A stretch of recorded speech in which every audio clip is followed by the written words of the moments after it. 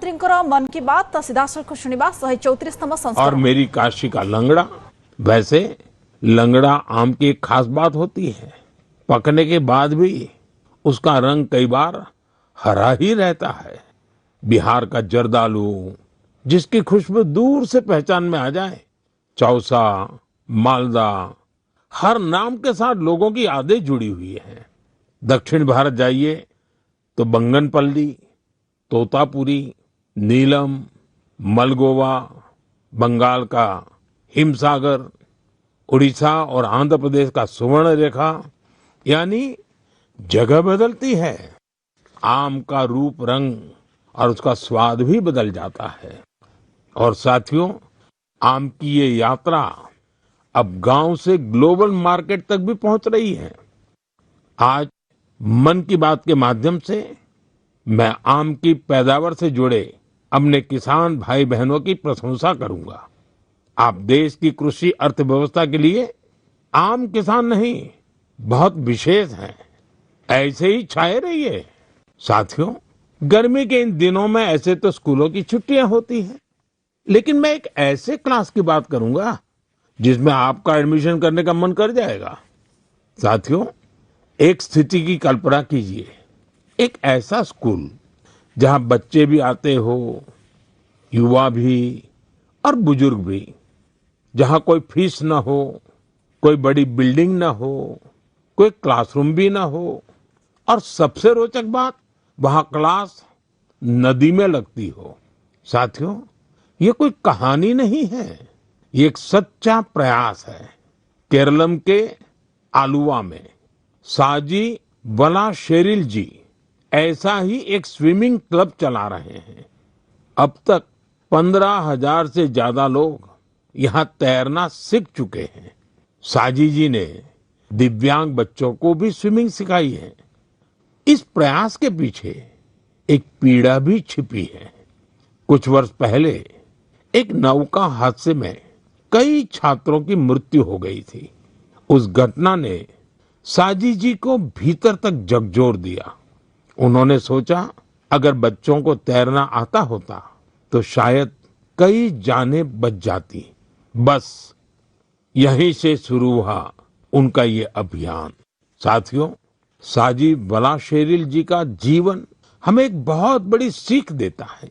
सेवा करने के लिए बहुत बड़े साधन जरूरी नहीं होते, जरूरी होता है एक अच्छा इरादा और लगातार किया गया प्रयास।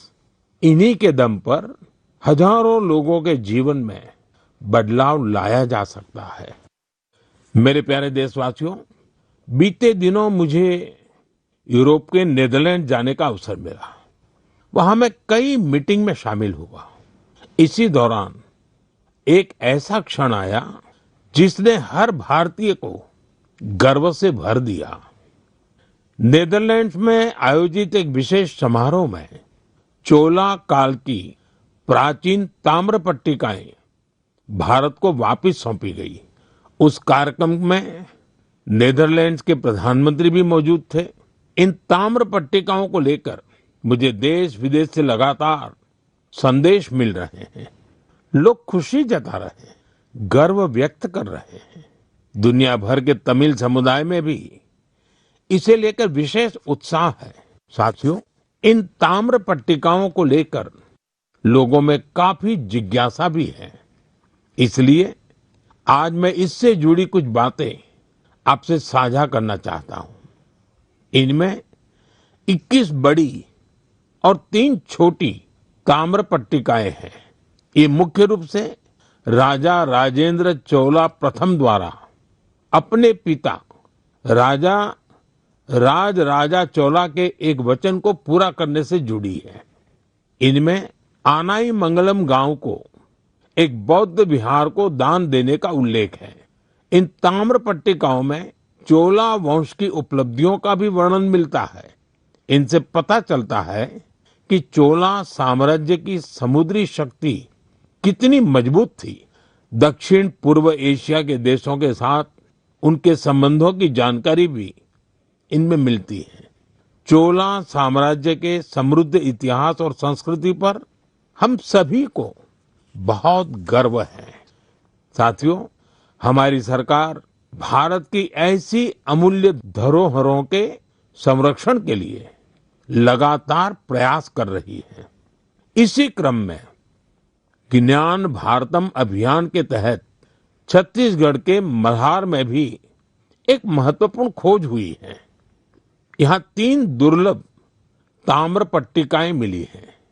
ये पांडुवंशी राजवंश के महर्षि बालार्जुन के शासनकाल से जुड़ी मानी जा रही है। विशेषज्ञ मानते हैं कि इंस्क्रिप्शंस 6ठी 7वीं सदी के हैं, यानी 1400-1500 साल पुराने। ये ताम्र पट्टिकाएं प्राचीन ब्राह्मी लिपि और पाली भाषा में लिखी गई है। इनसे उस समय की शासन व्यवस्था, धर्म और संस्कृति के बारे में महत्वपूर्ण जानकारी मिलती है। साथियों, हम भारतीयों में खगोल विज्ञान यानी एस्ट्रोनॉमी को लेकर हमेशा विशेष आकर्षण रहा है। हमारे देश में आज भी सदियों पुरानी ऑब्जर्वेटरीज मौजूद है। यहाँ अद्भुत मैथमेटिकल डिस्कवरीज हुई है। नेविगेशन हो, पंचांग हो या हमारे पर्व त्योहार, इन सब का संबंध आकाश और तारों से रहा है। हमारे यहाँ एस्ट्रोनॉमी ने हर पीढ़ी में कौतूहल जगाया है, उसे एक्सप्लोरेशन के लिए प्रेरित किया है और आज के युवाओं में भी समय